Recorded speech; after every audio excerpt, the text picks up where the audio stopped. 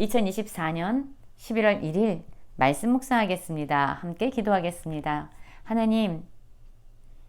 하나님께서 지금 우리를 이곳에 보낸 이유, 우리를 이곳에 머물게 한 이유를 우리가 분명히 깨달아 알게 하시고 주님의 뜻을 이루는 저희가 되게 하여 주시옵소서. 예수님 이름으로 기도했습니다. 아멘. 오늘의 말씀은 디모데전서 1장 1절부터 11절까지의 말씀입니다. 말씀을 함께 살펴보시기 전에 개인적으로 말씀을 꼭 읽으시고 묵상하는 시간 가지시기 바랍니다.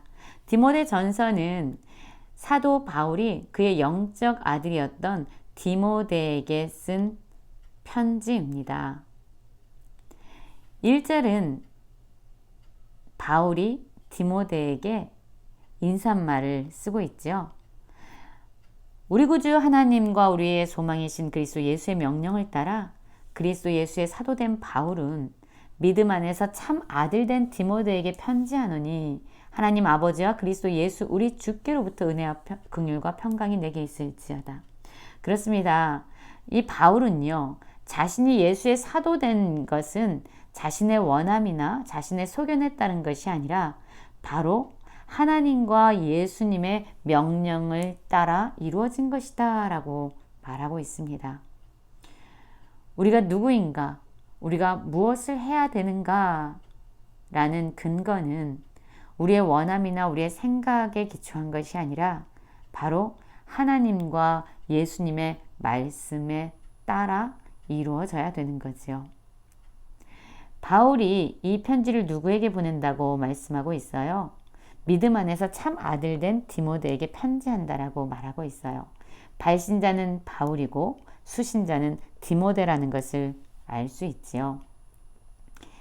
그 자신의 영적 아들에게 주님께로부터 온 은혜와 긍휼과 평강을 전하고 있습니다. 자, 그러면 바울은 디모데에게 왜 이 편지를 썼을까요? 3절을 보면 이렇게 말씀합니다. 내가 마게도냐로 갈 때에 너를 권하여 에베소에 머물라 한 것은 어떤 사람들을 명하여 다른 교훈을 가르치지 말며 신하와 끝없는 족보에 몰두하게 하지 말게 하려 함이라. 이런 것은 믿음 안에 있는 하나님의 경륜을 이름보다 도리어 변론을 내는 것이라. 그렇습니다. 바울이요, 디모데로 하여금 에베소에 머물라라고 권했습니다. 그래서 지금 디모데는 에베소 교회에 머물고 있습니다. 그런데 그를 머물게 한 목적, 이유가 있습니다. 바로 그곳에 사람들에게 다른 교훈을 가르치지 못하게 하기 위함이다 라고 말하고 있어요.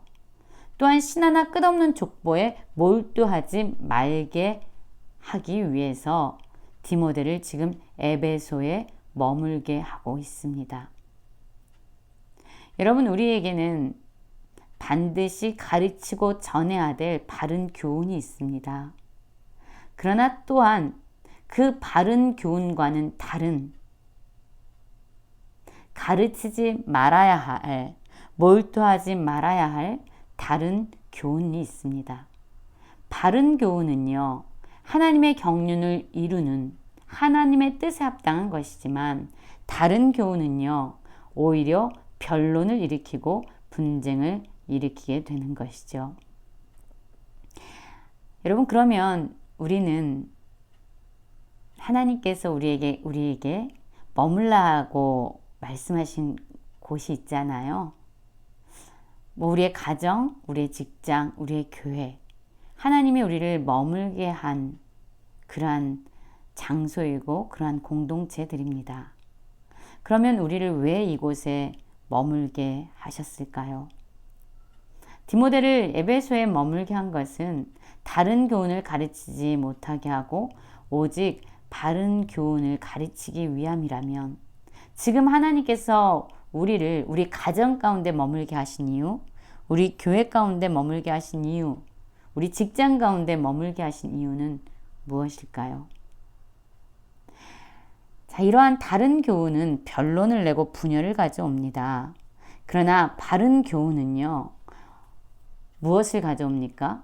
이 바른 교훈은 청결한 마음과 선한 양심과 거짓이 없는 믿음에서 나오는 사랑이다 말씀하고 있습니다. 그렇습니다. 예수 그리스도의 복음은 십자가의 사랑을 우리에게 말씀해 주고 있습니다. 사랑이 아니면 아무것도 우리는 이룰 수 없습니다. 그런데 많은 사람들은 이러한 바른 교훈의 목적에서 벗어나서요, 스스로 높아지고 헛된 말을 하고, 또 어떤 사람들은 자기가 말하는 것이 무엇인지도 깨닫지도 못하면서 끊임없이 무언가를 가르치는 일을 행하고 있습니다.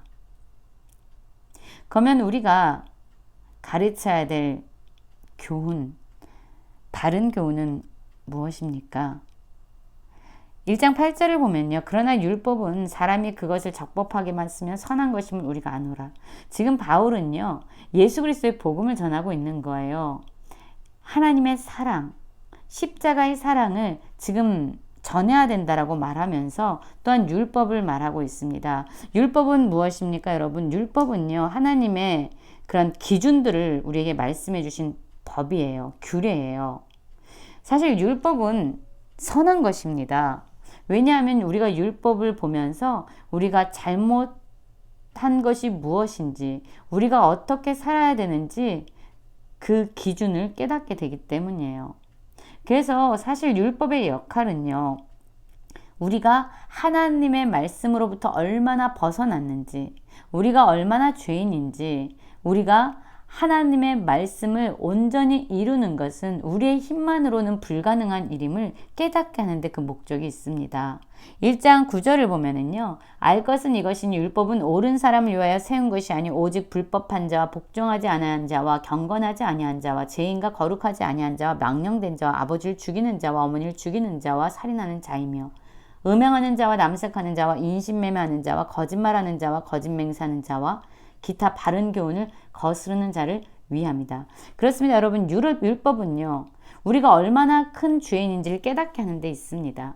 교통 법규가 있잖아요. 아니, 운전을 합니다. 그럼 여러분, 표지판들이 있어요.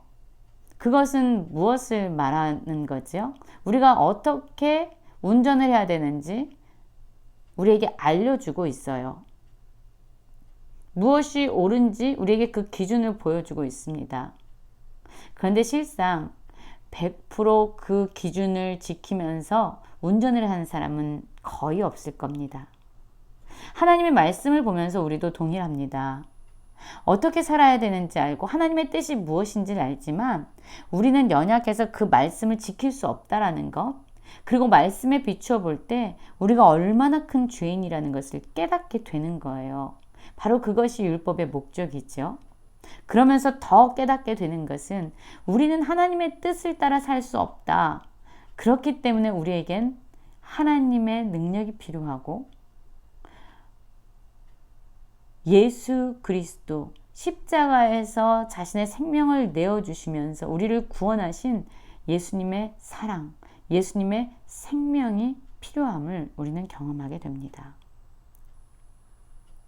그래서 마침내 하나님의 율법, 하나님의 말씀을 통해서 우리는 우리를 향한 예수 그리스도의 십자가의 사랑과 예수님의 그 생명의 복음을 더 간절히 사모하게 되는 것입니다. 여러분, 지금 하나님께서 우리에게 머물라고 하신 곳에서 우리는 과연 하나님의 말씀, 예수님의 사랑의 복음을 전하고 있는지 돌아보기 원합니다.